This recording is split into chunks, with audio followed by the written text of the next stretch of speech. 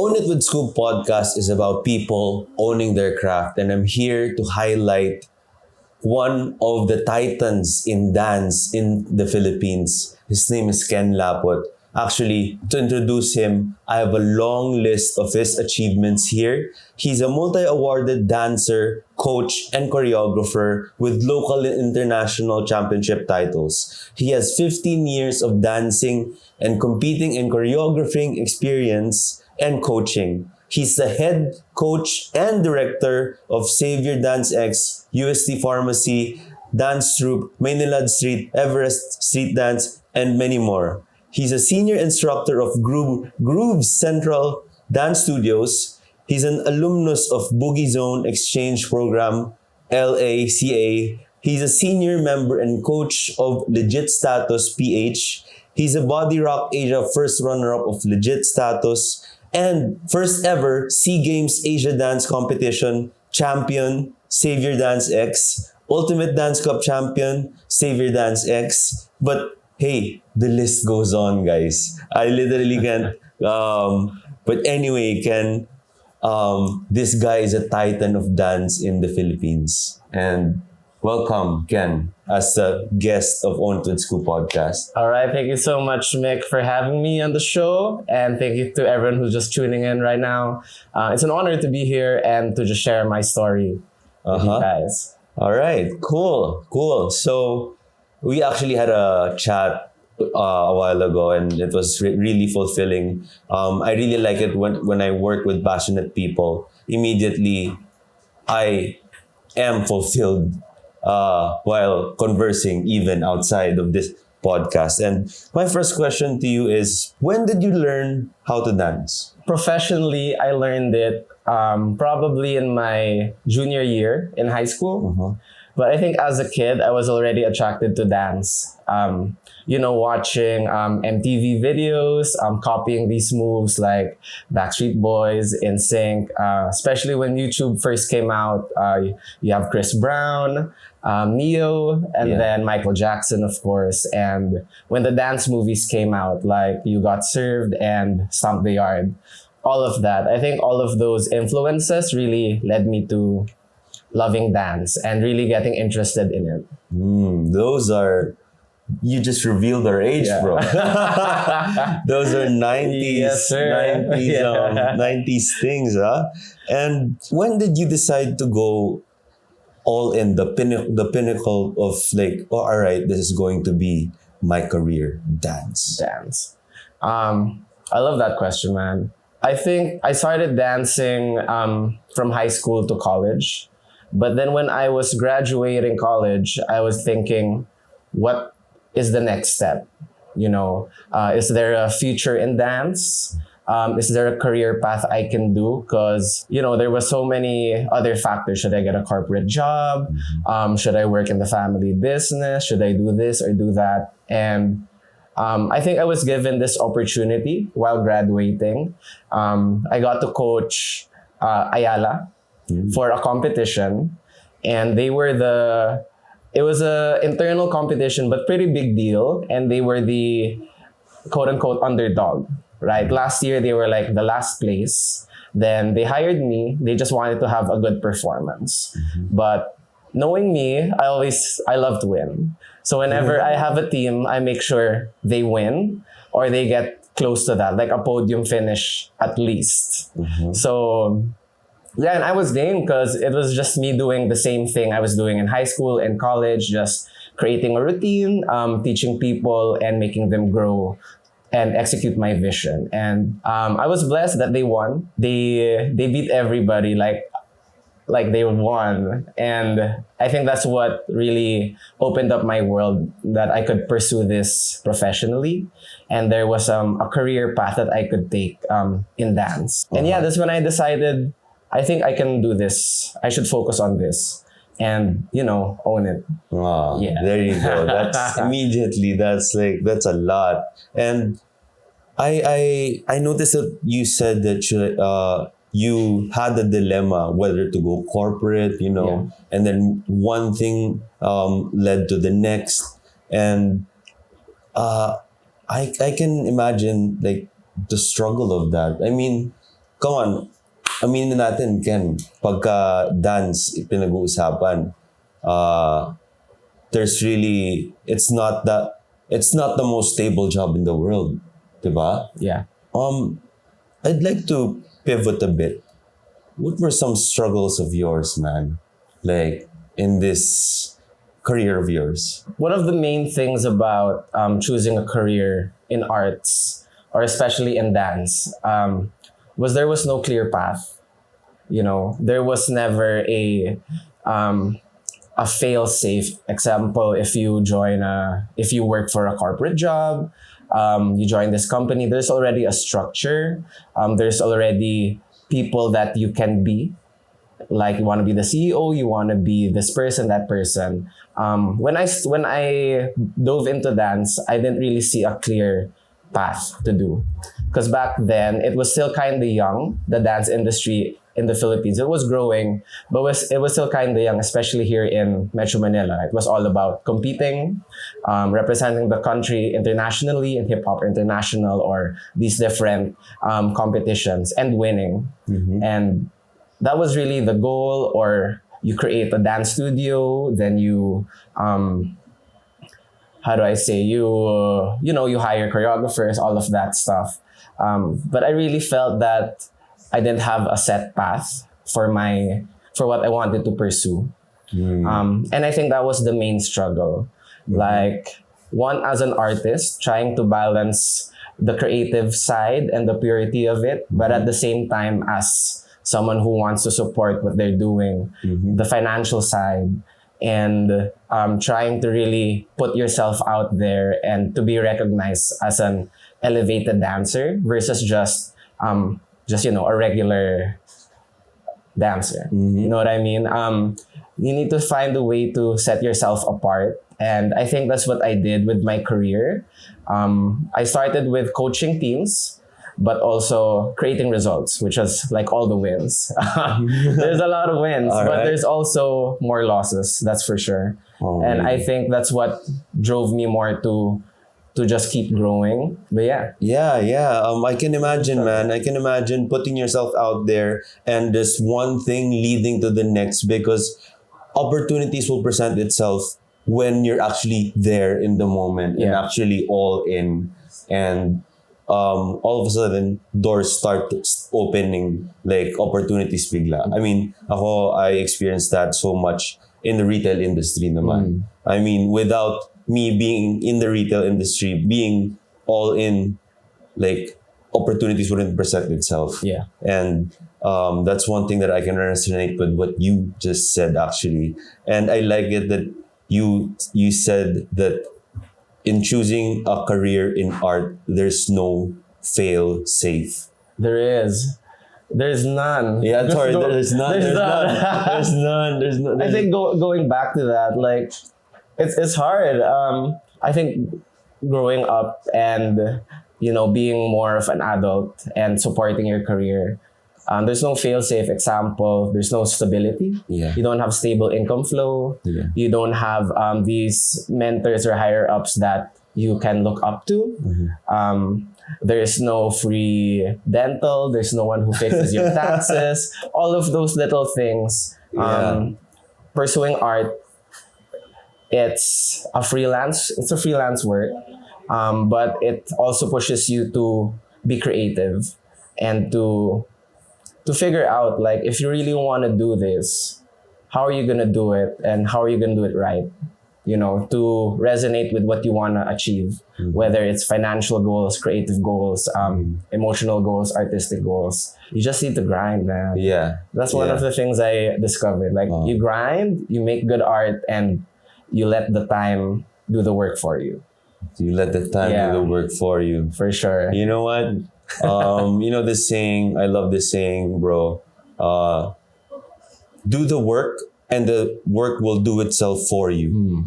I love that. Right? By the way, please do like and subscribe if you are liking this content so far, because I'm not getting anything from this. I'm just providing you guys with as much value and as much guests that I know in my circle with the goal of inspiring and empowering people, because that is what Own It with Skoop is all about.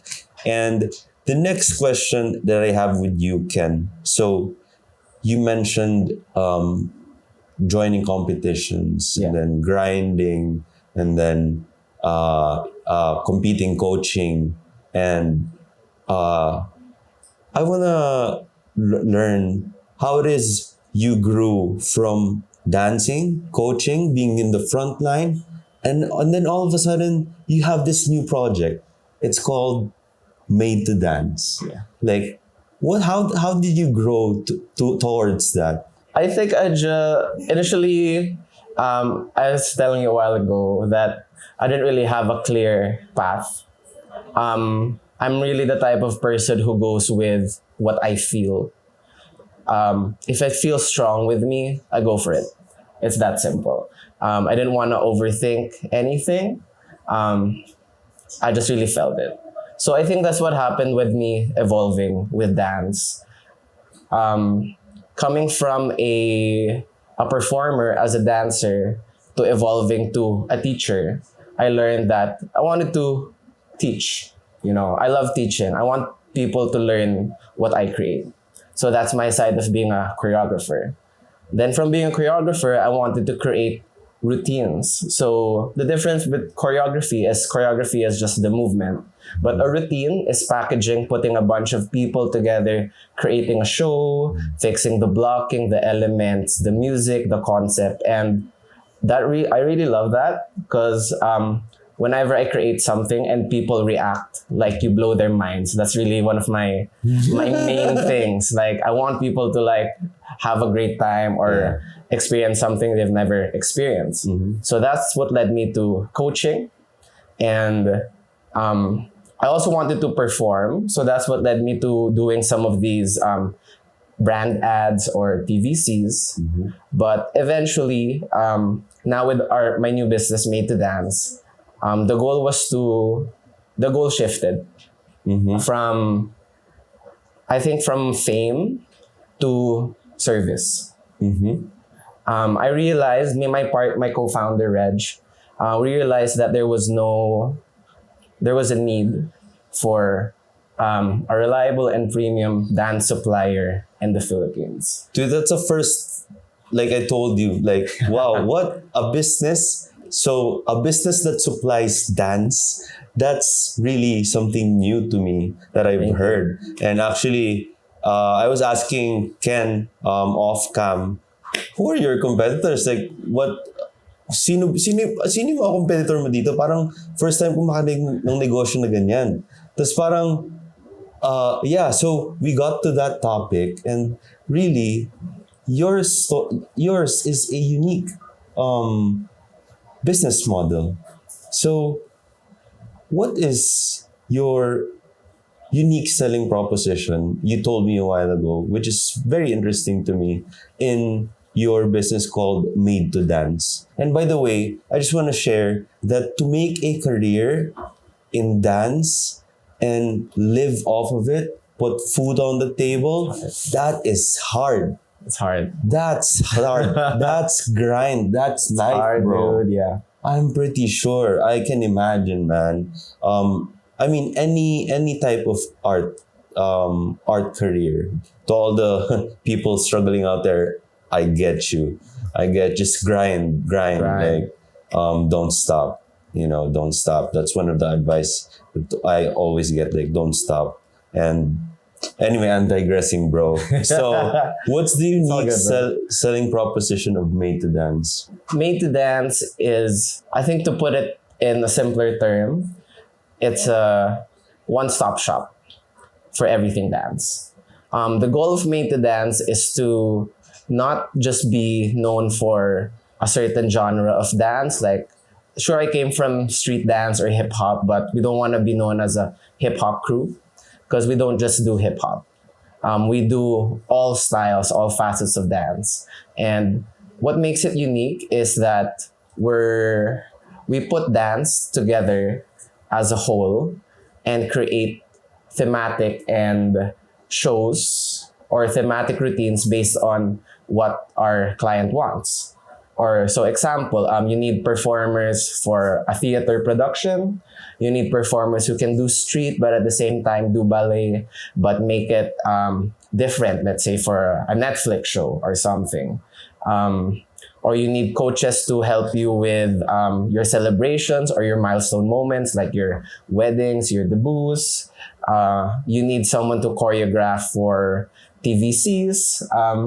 I think it's all just putting dance together as a whole and being able to serve and present that to people that, hey, we're here. We're a dance company, a dance supplier here in the Philippines that can really help you out and bring your vision to life and elevate that, bring it to the next level. So that's really the goal.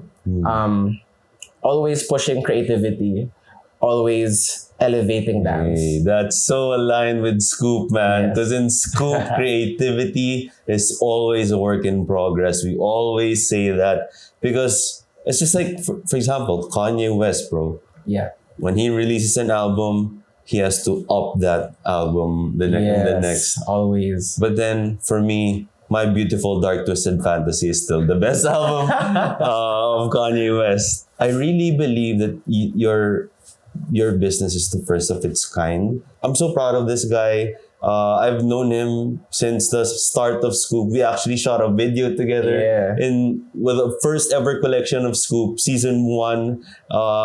It was a dancing video too. It was all about passion too. And now he's grown into this businessman. Like, see what it's like when you put yourself out there and you actually pursue your craft and you actually go all in. There will be results. Definitely. And if you're not there, if you're not putting yourself out there, if you're not putting yourself outside your comfort zone, I believe you wouldn't be in the position where you are right now, Ken. And I want you to answer this question. How exactly do you own your craft? First of all, thank you for that. Thank you for recognizing that. That means a lot. Yeah, we did a lot, man.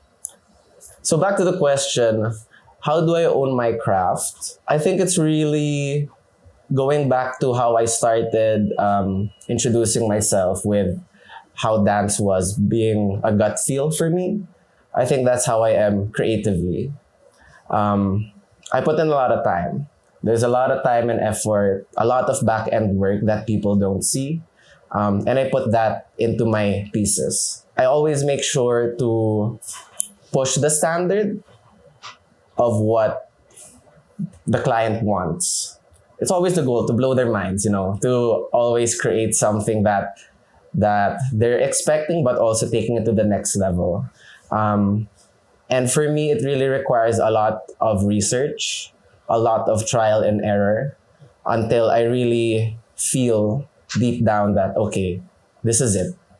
This is ready to be shown. This is ready to be presented. This is what I wanted to happen. And I think owning my craft really comes from within. Sure, there's a lot of inspirational people and sources that you can pull from, but end of the day, it has to be you. It has to come from you really owning and embodying whatever that is. Mm-hmm. And I think that's how you really create good work, because no one's the same. Mm-hmm. People do the same things. Mm-hmm. People have the same industries, but no one is the same. So I think the moment you realize that, all right, I'm good at this, I'm great at this, or I can be great at this, and people are receptive to that work, you should ride that. Because you never know that you're already achieving a lot. Mm-hmm. Actually, even until this point, I still don't know. I still feel like I haven't done a lot. Mm-hmm. Or like there's a lot of things I still need to do. But yeah, looking back, there's a lot of things already happened. But, I just feel that what's next? How do I help more people? How do I serve more people? How do I make dance genuine for them, but at the same time make them enjoy it and create something that will change the game. I hope I answered your question right. It's kind of like obviously. Hell yeah, dude. You did answer my question, and Cool. want to say that I can resonate a lot. Personally speaking, I run Skoop. By the way, if you don't know Skoop, Skoop is a local clothing brand, a lifestyle brand. We're repping it right now, and it's a brand that's born Filipino, raised Japanese, and our mission is really to go international and overseas. And anyway, I'm digressing, and I want to say that I can resonate with you in terms of yung akala mo na wala ka pa talagang nagawa, pero yun pala ang dami nang nangyayari. Parang imposter syndrome na, what? Nandito na pala ako? Like, what? I didn't know that we already had X amount of employees, X amount of stores, because, dude, I was honestly just looking at the goal. And then all of a sudden, boom, we have 36 employees now. Amazing, man. Yeah. And I'm still playing catch up. I'm still playing catch up and still doing my best every day and putting myself outside of my comfort zone every single day, which I think you are too. And that's something that I can resonate with, and also helping people. Yeah. Well, that's the reason why I'm here sitting with you, is to help people, inspire people to pursue their passion, because there is something there. But then, I understand that people have to put food on the table, and people don't necessarily have to like or love what they do to put food on the table. Hey, mad respect. Mad respect to the people who grind, that might hate their job and go to a 9 to 5 just to put food on the table. Mad respect to you guys. What I'm trying to say here is, I want to inspire people to pursue your craft. And is there something that you want to say to the community, your message as we end this podcast? Because, dude, we've covered a lot, and this is probably the shortest podcast that we'll create, because it has so much value already, bro. It has so much substance, because you are the epitome of own it. You actually, so I appreciate that, dude. Yeah. Any message to the community? I think you should always come from a place of love, loving yourself and loving what you do, regardless if it pays well. Since we're at that age, you gotta support if it pays well, or if these are the benefits here and there. I strongly believe that you need to pursue something that resonates well with you. It doesn't have to be your main thing, right? Especially like if you're grinding 9 to 5, just like as Mick said, but you need something that will really spark the fire inside. Maybe it's a hobby, maybe it's a sport, or maybe it's a career, a path. Really find that thing and just follow it. You never know. You'll never know unless you start. Kind of cheesy. It's been said, but it's true. Like when I started my journey, I never knew I was gonna be in this position as a business owner, creating for bigger brands, being recognized internationally, locally, and working with these top tier clients and event suppliers. Initially, I just wanted to dance. Man, I just love dancing. It felt good. It made me feel good. The people around me felt good, and it just kind of cascaded there. And things just started happening. The blessings started rolling in. Maybe to sum it all up, pursue something you love, but keep it positive. Always have fun with what you're doing, because it makes life easier. If you're having fun, you don't need to overthink so much. Just ride the wave and be patient. Hey. Be patient. I love that. Man. I love that. Thanks, I love that. So much. You got me inspired, bro. I mean, Thanks, bro. Sometimes my emotions get a hold of me, but I really like what you said, where just ride the wave, man. Yeah. I mean, you don't need to overthink it. Just trust the process. Let go and surrender is... one thing that I like saying is, there is always certain uncertainty in business. And so therefore, when you've given your best, then that's a time that you can let go and surrender and not think about it, and because you've given your best already. And so that is our closing message to the community. I hope you guys got some value out of this. And thank you so much, Ken, for being the third guest of this podcast. Awesome. Thank you so much, Nick, for having me. Yeah. This was awesome. Please do hit that subscribe button if you gained value or got inspired or gained something from this. This is completely trying to give you guys value and trying to make the best content, best podcast possible within my means. So, own it with Skoop. Own it with Skoop.